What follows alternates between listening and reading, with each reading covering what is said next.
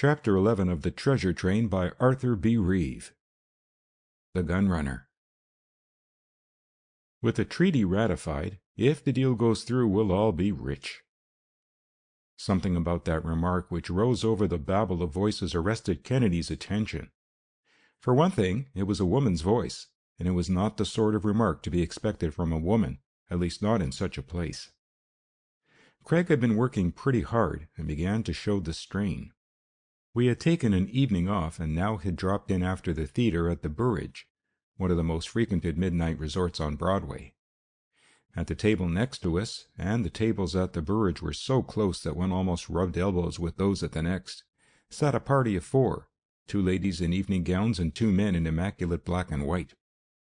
"I hope you are right, Leontine," returned one of the men with an English accent. "The natural place for the islands is under the American flag, anyway." "Yes," put in the other, "the people have voted for it before. They want it." It was at the time that the American and Danish governments were negotiating about the transfer of the Danish West Indies, and quite evidently they were discussing the islands. The last speaker seemed to be a Dane, but the woman with him, evidently his wife, was not. It was a curious group, worth more than a passing glance. For a moment Craig watched them closely. "That woman in blue," he whispered, "is a typical promoter." I recognized the type which is becoming increasingly frequent in Wall Street as the competition in financial affairs grows keener and women enter business and professional life. There were plenty of other types in the brilliantly lighted dining room, and we did not dwell long on the study of our neighbors. A few moments later Kennedy left me and was visiting another table. It was a habit of his, for he had hundreds of friends and acquaintances, and the Burridge was the place to which everyone came. This time I saw that he had stopped before someone whom I recognized. It was Captain Marlowe of the American Shipping Trust, to whom Kennedy had been of great assistance at the time of the launching of his great ship, the Usona. Marlowe's daughter Marjorie was not with him, having not yet returned from her honeymoon trip, and he was accompanied by a man whose face was unfamiliar to me. As I recognized who it was to whom Kennedy was speaking, I also rose and made my way over to the table. As I approached, the captain turned from Kennedy and greeted me cordially. "Mr. Whitson," he introduced the man with him. "Mr. Whitson is sailing tomorrow for St. Thomas on the Arroyo. We're preparing to extend our steamship lines to the islands as soon as the formalities of the purchase are completed." Marlowe turned again to Kennedy and went on with the remark he had evidently been making. "Of course," I heard him say, "you know we have Mexico practically blockaded as far as arms and munitions go. Yet, Kennedy, through a secret channel I know that thousands of stands of arms and millions of rounds of ammunition are filtering in there. It's shameful. I can't imagine anything more traitorous. Whoever is at the bottom of it ought to swing. It isn't over the border that they are going. We know that. The troops are there. How is it then?" Marlowe looked at us as if he expected Kennedy to catch someone by pure reason. Kennedy said nothing, but it was not because he was not interested. "Think it over," pursued Marlowe, who was a patriot above everything else. "Perhaps it will occur to you how you can be of the greatest service to the country. The thing is damnable, damnable." Neither Kennedy nor I having anything definite to contribute to the subject, the conversation drifted to the islands and Whitson's mission. Whitson proved to be very enthusiastic about it. He knew the islands well and had already made a trip there for Marlowe. A few moments later we shook hands and returned to our own table. It was getting late, and the only type that was left to study was the common Broadway midnight life genus. We paid our check and were about to leave. For an instant we stopped at the coat room to watch the late arrivals and the departing throng. "Hello," greeted a familiar voice beside us. "I've been looking all over town for you. They told me you had gone to the theater, and I thought I might possibly find you here." We turned. It was our old friend Burke of the Secret Service, accompanied by a stranger. "I'd like you to meet Mr. Sidney, the new special consular agent whom the government is sending to the Danish West Indies to investigate and report on trade conditions," he introduced. "We're off for St. Thomas on the Arroyo, which sails tomorrow noon." "Great Scott!" ejaculated Kennedy. "Is everybody daffy over those little islands? What takes you down there, Burke?" Burke looked about hastily, then drew us aside into a recess in the lobby. "I don't suppose you know," he explained, lowering his voice, But since these negotiations began, the consular service has been keenly interested in the present state and the possibilities of the islands.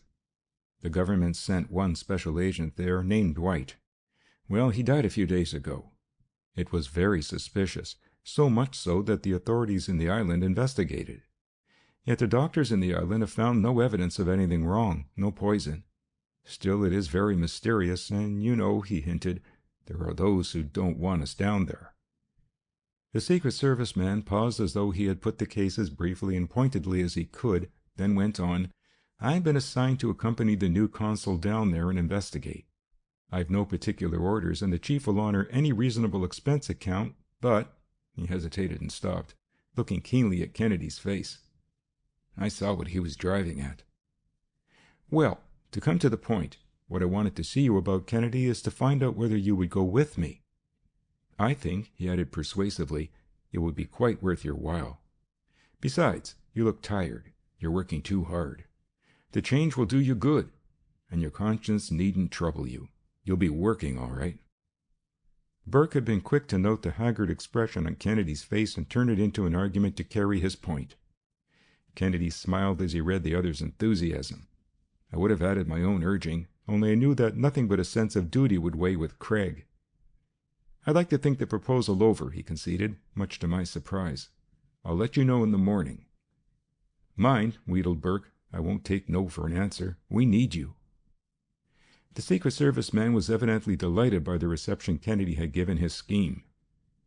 Just then I caught sight of the party of four getting their hats and wraps preparatory to leaving, and Kennedy eyed them sharply. Marlowe and Whitson passed. As they did so, I could not help seeing Whitson pause and shoot a quick glance at the four.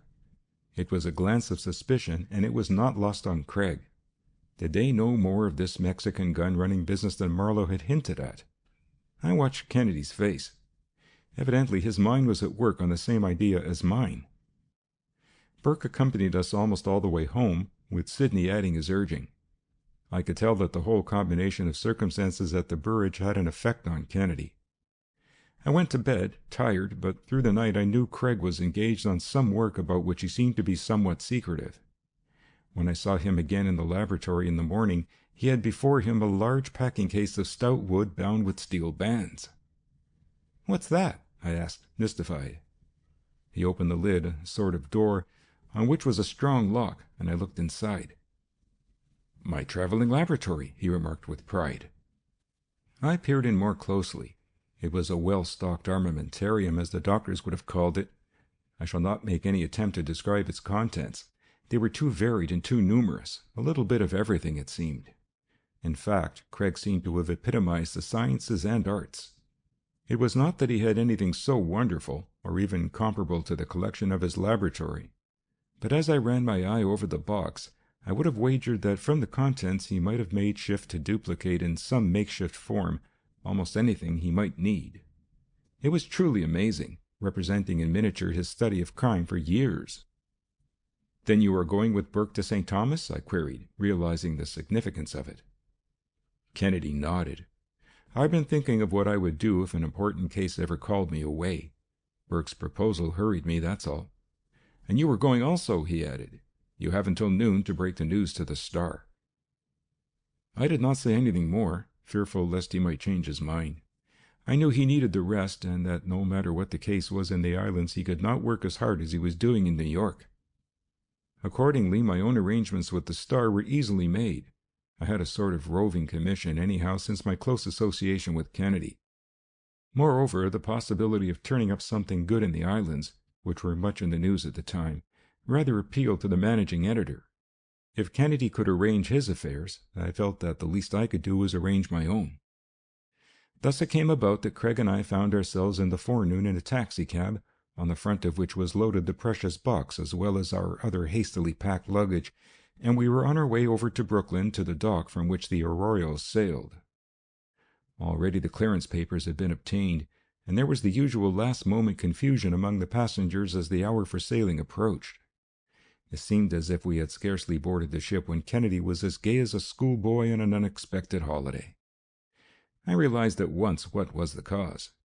The change of scene, the mere fact of cutting loose, were having their effect. As we steamed slowly down the bay, I ran my eye over the other passengers at the rail, straining their eyes to catch the last glimpse of the towers of New York. There were Burke and Sidney, but they were not together, and to all appearances did not know each other. Sidney, of course, could not conceal his identity, nor did he wish to, no matter how beset with unseen perils might be his mission. But Burke was down on the passengers' list and had assumed the role of a traveling salesman for a mythical novelty house in Chicago. That evidently was part of the plan they had agreed on between themselves. Kennedy took the cue. As I studied the various groups, I paused suddenly, surprised. There was the party which had sat at the table next to us at the Burridge the night before. Kennedy had already seen them and had been watching them furtively. Just then, Craig jogged my elbow. He had caught sight of Whitson edging his way in our direction. I saw what it was that Craig meant. He wanted purposely to avoid him. I wondered why, but I soon saw what he was up to. He wanted introductions to come about naturally, as they do on shipboard if one only waits. On deck and in the lounging and smoking rooms, it did not take long for him to contrive ways of meeting and getting acquainted with those he wished to know, without exciting suspicion. Thus, by the time we sat down to dinner in the saloon, we were all getting fairly chummy. We had met Burke quite as naturally as if we were total strangers. It was easy to make it appear that Whitson and Sidney were shipboard acquaintances. Nor was it difficult to secure an introduction to the other party of four. The girl whom we had heard addressed as Leontine seemed to be the leader of the group. Leontine Cowell was a striking personality. Her clear blue eyes directed a gaze at one which tested one's mettle to meet. I was never quite sure whether she remembered seeing us at the Burridge, whether she penetrated the parts we were playing. She was none the less feminine because she had aspirations in a commercial way. As Kennedy had first observed, she was well worth study. Her companion, Barrett Burleigh, was a polished, deferential Englishman, one of those who seemed to be citizens of the world rather than subjects of any particular country. I wondered what were the real relations of the two. Jorgen Eriksson was, as I surmised, a Dane. He proved to be one of the largest planters in the island, already wealthy and destined to be wealthier if real estate advanced. The other woman, Nanette, was his wife. She was also a peculiarly interesting person, a Frenchwoman from Guadeloupe. Younger and more vivacious than her husband, her snappy black eyes betokened an attractive personality. Leontine Cowell, it seemed, had been in the islands not long before, had secured options on some score of plantations at a low figure, and made no secret of her business. When the American flag at last flew over the islands, she stood to win out of the increase of land values a considerable fortune. Eriksson also, in addition to his own holdings, had been an agent for some other planters and thus had met Leontine, who had been the means of interesting some American capital. As for Burleigh, it seemed that he had made the acquaintance of Leontine in Wall Street. He had been in the Caribbean, and the impending changes in the Danish West Indies had attracted his notice. Whether he had some money to invest in the speculation or hoped to profit by commissions derived from sales did not appear. But at any rate, some common bond had thrown the quartet together. I need not dwell on the little incidents of life on ship. It must have been the second day out that I observed Leontine and Sidney together on the promenade deck. They seemed to be quite interested in each other, though I felt sure that Leontine was making a play for him. At any rate, Burleigh was jealous. Whatever might be the scheme, it was apparent that the young Englishman was head over heels in love with her. What did it mean? Was she playing with Sidney, seeking to secure his influence to further her schemes? Or did it mask some deeper, more sinister motive? From what I had seen of Sidney, I could not think that he was the man to take such an affair seriously. I felt that he must be merely amusing himself. Busy with my speculations, I was astonished soon after to realize that the triangle had become a hexagon, so to speak. Whitson and Nanette Eriksson seemed to be much in each other's company, but unlike Burleigh, Eriksson seemed to be either oblivious or complacent. Whatever it might all portend, I found that it did not worry Kennedy, although he observed closely. Burke, however, was considerably excited, and even went so far as to speak to Sidney, over whom he felt a sort of guardianship. Sidney turned the matter off lightly. As for me, I determined to watch both of these women closely. Kennedy spent much time not only in watching the passengers, but in going about the ship, talking to the captain and crew and everyone who knew anything about the islands. In fact, he collected enough information in a few days to have satisfied any ordinary tourist for weeks. Even the cargo did not escape his attention, and I found that he was especially interested in the rather heavy shipments of agricultural implements that were consigned to various planters in the islands. So great was his interest that I began to suspect that it had some bearing on the gun-running plot that had been hinted at by Marlowe. It was the evening after one of Kennedy's busy days scouting about that he quietly summoned both Burke and Sidney to our cabin. "There's something queer going on," announced Craig when he was sure that we were all together without having been observed. "Frankly, I must confess that I don't understand it, yet." "You needn't worry about me," interrupted Sidney hastily. "I can take care of myself." Kennedy smiled quietly. We knew what Sidney meant. He seemed to resent Burke's solicitude over his acquaintance with Leontine, and was evidently warning us off. Kennedy, however, avoided the subject. "I may as well tell you," he resumed, "that I was quite as much influenced by a rumor that arms were somehow getting into Mexican ports as I was by your appeal, Burke, in coming down here. So far, I found nothing that proves my case, but as I said, there is something under the surface which I don't understand. We have all got to stick together, trust no one but ourselves, and above all, keep our eyes open." It was all that was said, but I was relieved to note that Sidney seemed greatly impressed. Still, half an hour later, I saw him sitting in a steamer chair beside Leontine again, watching the beautiful play of the moonlight on the now almost tropical ocean after we had emerged from the Gulf Stream. I felt that it was rather dangerous, but at least he had had his warning. Seeking Kennedy, I found him at last in the smoking room, to my surprise talking with Erickson. I joined them, wondering how I was to convey to Craig what I had just seen without exciting suspicion. They were discussing the commercial and agricultural future of the islands under the American flag, especially the sugar industry, which had fallen into a low estate. "I suppose," remarked Kennedy casually, "that you are already modernizing your plant and that others are doing the same, getting ready for a revival." Erickson received the remark stolidly. "No," he replied slowly. "Some of us may be doing so, but as for me, I shall be quite content to sell if I can get my price." "The planters are not putting in modern machinery, then?" queried Kennedy innocently, while there flashed over me what he had discovered about shipments of agricultural implements. Erickson shook his head. "Some of them may be, but for one that is, I know 20 whose only thought is to sell out and take a profit." The conversation trailed off on other subjects, and I knew that Kennedy had acquired the information which he sought. As neatly as I could, I drew him apart from Erickson. "Strange he should tell me that," ruminated Kennedy as we gained a quiet corner of the deck. "I know that there is a lot of stuff consigned to planters in the island, some even to himself."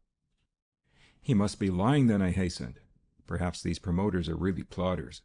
By the way, what I wanted to tell you was that I saw Sidney and Leontine together again." He was about to reply when the sound of someone approaching caused us to draw back farther into the shadow. It proved to be Whitson and Nanette. "Then you do not like St. Thomas?" we heard Whitson remark, as if he were repeating something she had just said. "There is nothing there," she replied. "Why, there aren't 100 miles of good roads and not a dozen automobiles." Evidently, the swiftness of life in New York of which she had tasted was having its effect. "St. Croix, where we have the plantation, is just as bad. Part of the time we live there, part of the time at Charlotte, Amalie, and St. Thomas.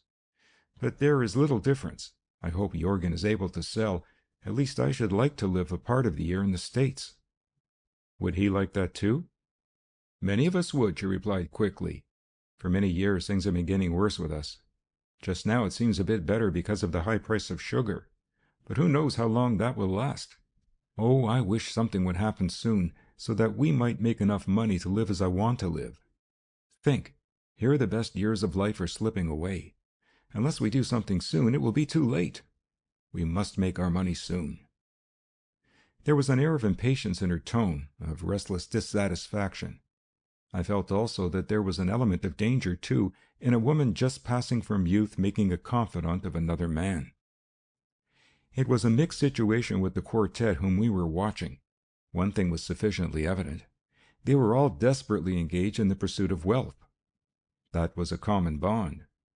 Nor had I seen anything to indicate that they were over-scrupulous in that pursuit. Within half an hour I had seen Leontine with Sidney and Annette with Whitson. Both Sidney as consular agent and Whitson through his influence with the shipping trust possessed great influence. Had the party thought it out, and were they now playing the game with the main chance in view? I looked inquiringly at Kennedy as the voices died away while the couple walked slowly down the deck. He said nothing, but he was evidently pondering deeply on some problem, perhaps that which the trend of affairs had raised in my own mind. Our delay had not been long, but it had been sufficient to cause us to miss finding Leontine and Sidney. We did, however, run across Burke, bent evidently on watching also. "I don't like this business," he confessed as we paused to compare experiences. "I've been thinking of that Mexican business you hinted at, Kennedy. You know, the islands would be an ideal out-of-the-way spot from which to start gun-running expeditions to Mexico. I don't like this Leontine and Burley. They want to make money too bad." Kennedy smiled. "Burley doesn't seem to approve of everything, though," he remarked. "Perhaps not. That's one reason why I think it may be more dangerous for Sidney than he realizes. I know she's a fascinating girl, all the more reason to watch out for her, but I can't talk to Sidney," he sighed. It was an enigma, and I had not solved it, though I felt much as Burke did. Kennedy seemed to have determined to allow events to take their course, perhaps in the hope that developments would be quicker that way than by interfering with something which we did not understand. In the smoking room, after we left Burke, Kennedy and I came upon Erickson and Burley. They had just finished a game of poker with some of the other passengers, in which Burley's usual run of luck and skill had been with him. "Lucky at cards, unlucky in love," remarked Burley as we approached. He said it with an air of banter, yet I could not help feeling that there was a note of seriousness at the bottom of it. Had he known that Leontine had been with Sidney on the deck? His very success at poker had its effect on me. I found myself eyeing him as if he had been one of the transatlantic card sharps, perhaps an international crook. Yet when I considered, I was forced to admit that I had nothing on which to base such a judgment. Erickson presented a different problem to my mind. There was indeed something queer about him. Either he had not been perfectly frank with us in regard to the improvement of his properties, or he was concealing something much more sinister. Again and again my mind reverted to the hints that had been dropped by Marlowe, and I recalled the close scrutiny Whitson had given the four that night. So far, I had felt that in any such attempt we might count on Whitson playing a lone hand and perhaps finding out something to our advantage. It was the morning of the last day of the voyage that most of the passengers gathered on the deck for the first glimpse of the land to which we had been journeying. Before us lay the beautiful and picturesque harbor and town of Charlotte-Amalie, one of the finest harbors in the West Indies, deep enough to float the largest vessels, with shipyards, dry docks, and repair shops. From the deck it was a strikingly beautiful picture, formed by 3 spurs of mountains covered with the greenest of tropical foliage. From the edge of the dancing blue waves the town itself rose on the hills, presenting an entrancing panorama. All was bustle and excitement as the anchor plunged into the water, for not only was this the end of our journey, but the arrival of the boat from New York was an event for the town. There was much to watch, but I let nothing interfere with my observation of how the affair between Sidney and Leontine was progressing. To my surprise, I saw that this morning she was bestowing the favor of her smile rather on Burley. It was Sidney's turn now to feel the pangs of jealousy, and I must admit that he bore them with better grace than Burley, whatever that might indicate. As I watched the two and recalled their intimacy at the Burridge the first night we had seen them, I almost began to wonder whether I might not have been wrong about Leontine. Had it been that I had distrusted the woman merely because I was suspicious of the type, both male and female? Had I been finding food for suspicion because I was myself suspicious? Erickson was standing beside Sidney, while we were not far away. Evidently he had been saving up a speech for the occasion, and now was prepared to deliver it. "Mr. Sidney," he began, with a wave of his arm that seemed to include us all, "it is a pleasure to welcome you here to our island. Last night it occurred to me that we ought to do something to show that we appreciate it. You must come to dinner tonight at my villa here in town. You are all invited, all of us who have become so enjoyably acquainted on this voyage which I shall never forget. Believe me when I say that it will be even more a tribute to you personally than because of the official position you are to hold among us." It was a graceful invitation, more so than I had believed Erickson capable of framing. Sidney could do nothing less than thank him cordially and accept, as we all did. Indeed, I could see that Kennedy was delighted at the suggestion. It would give him an opportunity to observe them all under circumstances different enough to show something. While we were thanking Erikson, I saw that Whitson had taken the occasion also to thank Mrs. Erikson, with whom he had been talking just a bit apart from the group. He made no secret of his attentions, though I thought she was a bit embarrassed by them at such a time. Indeed, she started rather abruptly toward the group which was now intent on surveying the town, and as she did so, I noted that she had forgotten her handbag, which lay on a deck chair near where they had been sitting. I picked it up to restore it. Some uncontrollable curiosity prompted me, and I hesitated. All were still looking at the town. I opened the bag. Inside was a little bottle of grayish liquid. What should I do? Any moment she or Whitson might turn around. Hastily I pulled off the cap of my fountain pen and poured into it some of the liquid, replacing the cork in the bottle and dropping it back into the bag, while I disposed of the cap as best I could without spilling its contents. Whether either she or anyone else had observed me, I was not going to run any chances of being seen. I called a passing steward. "Mrs. Erikson forgot her bag," I said, pointing hastily to it. "You'll find her over there with Mr. Whitson." Then I mingled in the crowd to watch her. She did not seem to show any anxiety when she received it. I lost no time in getting back to Kennedy and telling him what I had found, and a few moments later he made an excuse to go to our stateroom, as eager as I was to know what had been in the little bottle. First he poured out a drop of the liquid from the cap of my fountain pen in some water. It did not dissolve. Successively he tried alcohol, ether, then pepsin. None of them had any effect on it. Finally, however, he managed to dissolve it in ammonia.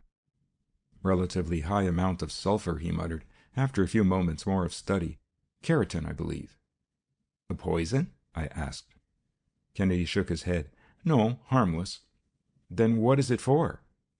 He shrugged his shoulders. He may have had some half-formed idea, but if he did it was all still indefinite, and he refused to commit himself. Instead, he placed the sample in his traveling laboratory, closed and locked it, and with our luggage, the box was ready to be taken ashore. Nearly everyone had gone ashore by the time we returned to the deck. Whitson was there yet, talking to the captain, for the shipping at the port interested him.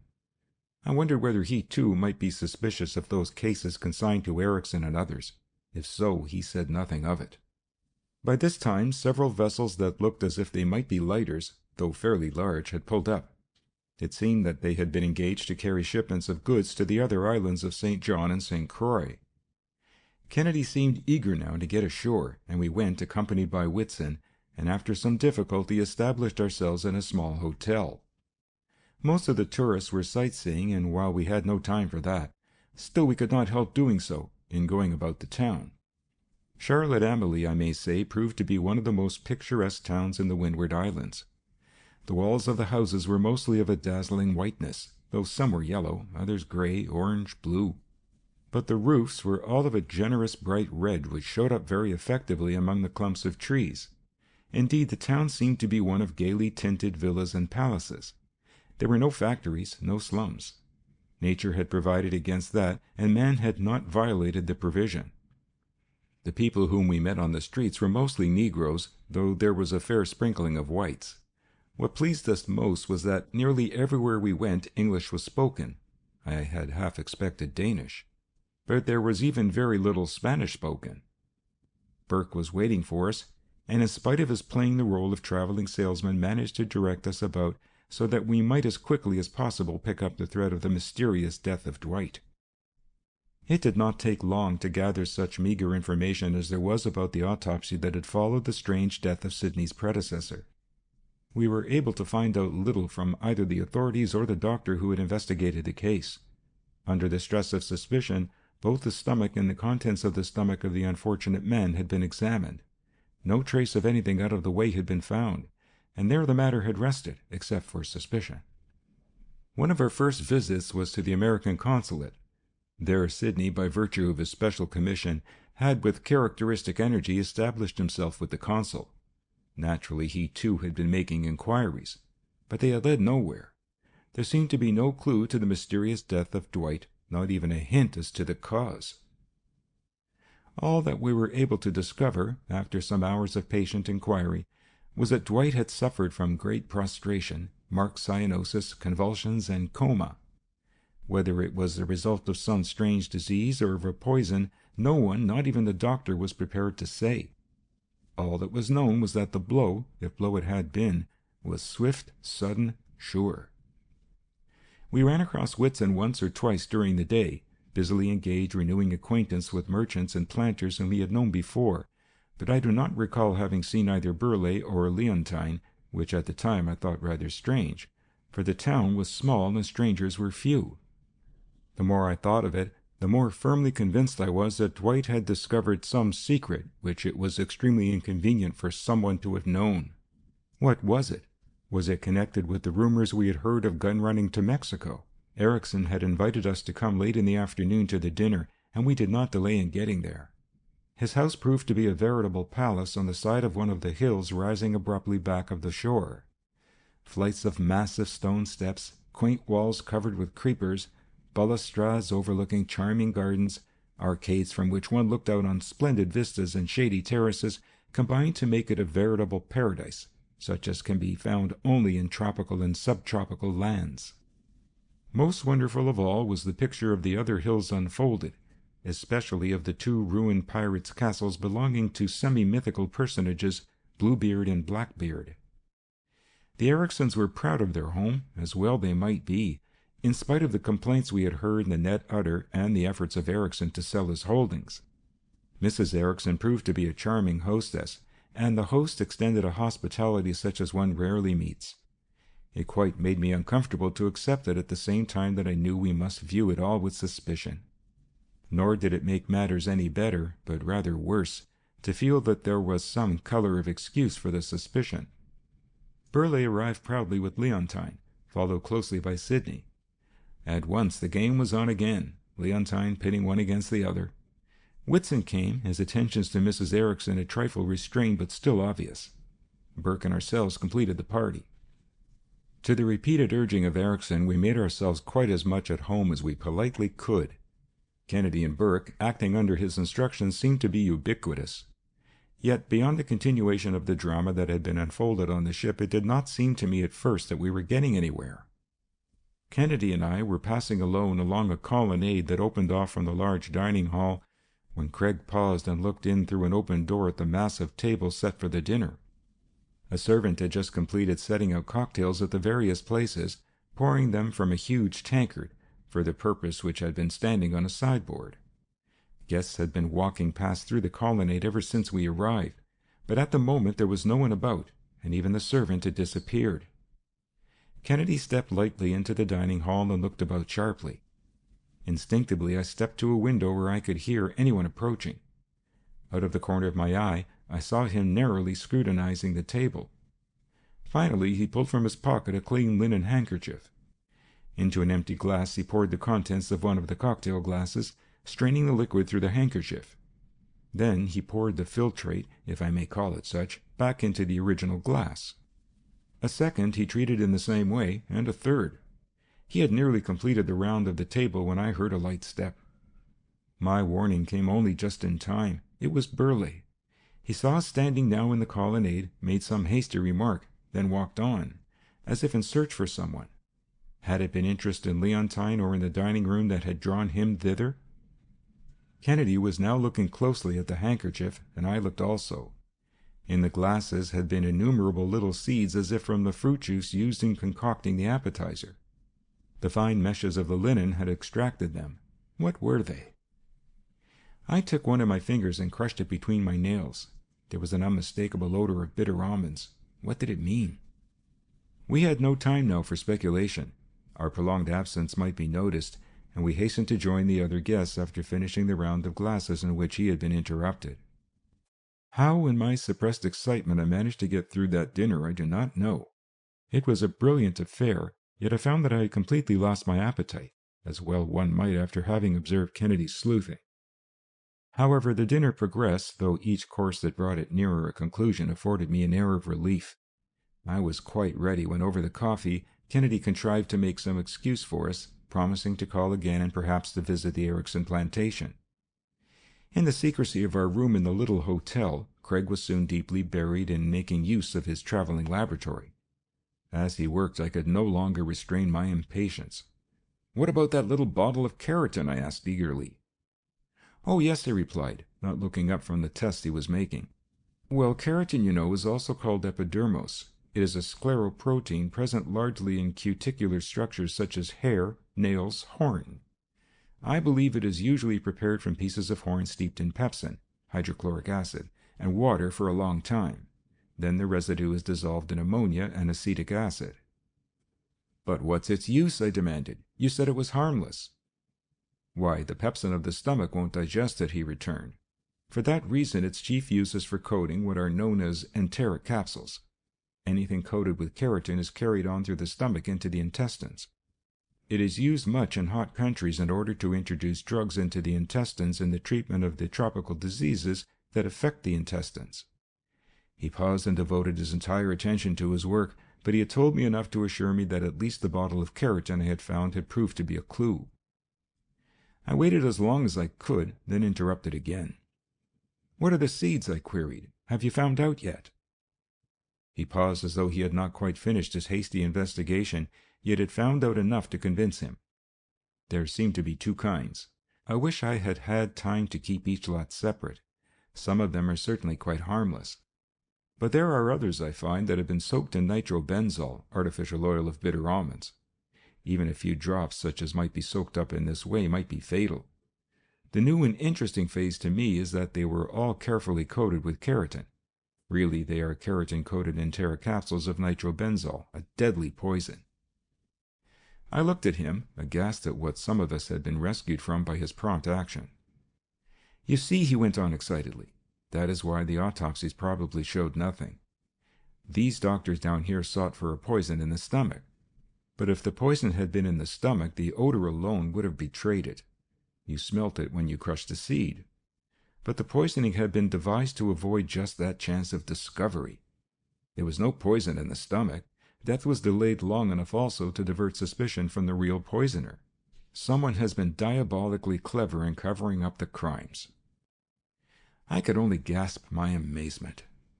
"Then," I blurted out, "you think the Ericksons—" Our door burst open. It was Burke, in wild excitement. "Has anybody died?" I managed to demand. He seemed not to hear, but dashed to the window and threw it open. "Look!" he exclaimed. We did. In the late twilight, through the open sash, we could see the landlocked basin of the harbor, but it was not that at which Burke pointed. On the horizon, an ugly dark cloud rose menacingly. In the strange, unearthly murkiness, I could see people of the town pouring out into the narrow streets, wildly, fearfully, with frantic cries and gesticulations. For a moment I gazed at the sight blankly. Then I realized that sweeping on us was one of those sudden, deadly West Indian hurricanes. Our harbor was sheltered from the north and east winds, but this wind was southern-born, rare, oncoming in a fury against which we had no protection. Hastily closing his armamentarium, Kennedy also hurried out on the street. The gale had become terrific already in the few minutes that had elapsed. From our terrace we could see the water, gray and olive, with huge white breakers, like gnashing teeth, coming on to rend and tear everything in their path. It was as though we stood in an amphitheater provided by nature for a great spectacle, the bold headlands standing out like the curves of a stadium. I looked about. The Ericksons had just driven up with Burley and Leontine, as well as Whitson, all of whom were stopping at our hotel, and were about to take Sidney on to the consulate when the approach of the storm warned them to stay. Leontine had hurried into the hotel, evidently fearful of the loss of something she treasured, and the rest were standing apart from the trees and buildings where the formation of the land offered some protection.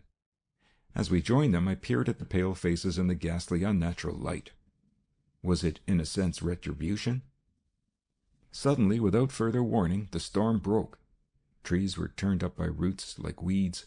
The buildings rocked as if they had been houses of cards. It was a wild, catastrophic spectacle. "Leontine," I heard a voice mutter by my side as a form catapulted itself past through the murkiness into the crazily swaying hotel. It was Burley. I turned to speak to Kennedy. He was gone. Where to find him I had no idea. The force of the wind was such that search was impossible. All we could do was to huddle back of such protection as the earth afforded against the million needles of rain that cut into our faces. The wind almost blew me flat to the earth. No longer able to stand the suspense, I stumbled toward the hotel, thinking perhaps he had gone to save his armamentarium. Although if I had stopped to think, I should have realized that that strong box was about the safest piece of property on the island. I was literally picked up and hurled against an object in the darkness. A man. In the room. More keratin. More seeds. It was Kennedy. He had taken advantage of the confusion to make a search which otherwise might have been more difficult. Together we struggled back to our shelter. Just then came a crash, as the hotel crumpled under the fierce stress of the storm. Out of the doorway struggled a figure just in time to clear the falling walls. It was Burleigh, a huge gash from a beam streaming blood down his forehead which the rain washed away almost as it oozed. In his arms, clinging about his neck, was Leontine, no longer the sophisticated, but in the face of this primeval danger just a woman. Burleigh staggered with his burden a little apart from us, and in spite of everything I could fancy him blessing the storm that had given him his opportunity. Far from abating, the storm seemed increasing in fury, as though all the devils of the underworld were vexed at anything remaining undestroyed. It seemed as if the hills on which the old pirates had once had their castles must be rocking. "My God!" exclaimed a thick voice, as an arm shot out, pointing toward the harbor. There was the Arroyo, tugging at every extra mooring that could be impressed into service. The lighters had broken or been cut away and were scudding, destruction bent squarely at the shore almost below us. A moment, and they had crashed on the beach, a mass of timbers and spars, while the pounding waves tore open and flung about heavy cases as though they were mere toys. Then, almost as suddenly as it had come, the storm began to abate, the air cleared, and nothing remained but the fury of the waves. "Look!" exclaimed Kennedy, pointing down at the strange wreckage that strewed the beach. "Does that look like agricultural machinery?" We strained our eyes. Kennedy did not pause. The moment I heard that arms were getting into Mexico, I suspected that somewhere here in the Caribbean munitions were being transshipped. Perhaps they have been sent to Atlantic ports ostensibly for the Allies. They have got down here disguised. Even before the storm exposed them, I had reasoned it out. From this port, the key to the vast sweep of mainland, I reasoned that they were being taken over to secret points on the coast, where big ships could not safely go.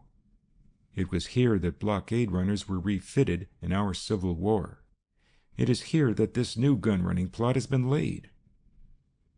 He turned quickly to Sydney. The only obstacle between the transfer of arms and success was the activity of an American consulate. Those lighters were not to carry goods to other islands. They were really destined for Mexico. It was profitable. And the scheme for removing opposition was evidently safe.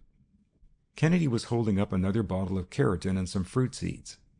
"I found these in a room in the hotel," he added. I did not comprehend.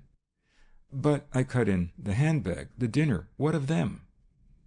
A plant, a despicable trespass on hospitality, all part of a scheme to throw the guilt on someone else, worthy of a renegade and traitor. Kennedy wheeled suddenly, then added with an incisive gesture, "I suppose you know that there is reputed to have been on one of these hills the headquarters of the old pirate Teach, the mildest-mannered man that ever scuttled ship or cut a throat." Kennedy paused, then added quickly, "In respect to covering up your gun-running, Whitson, you are superior even to Teach." End of chapter 11.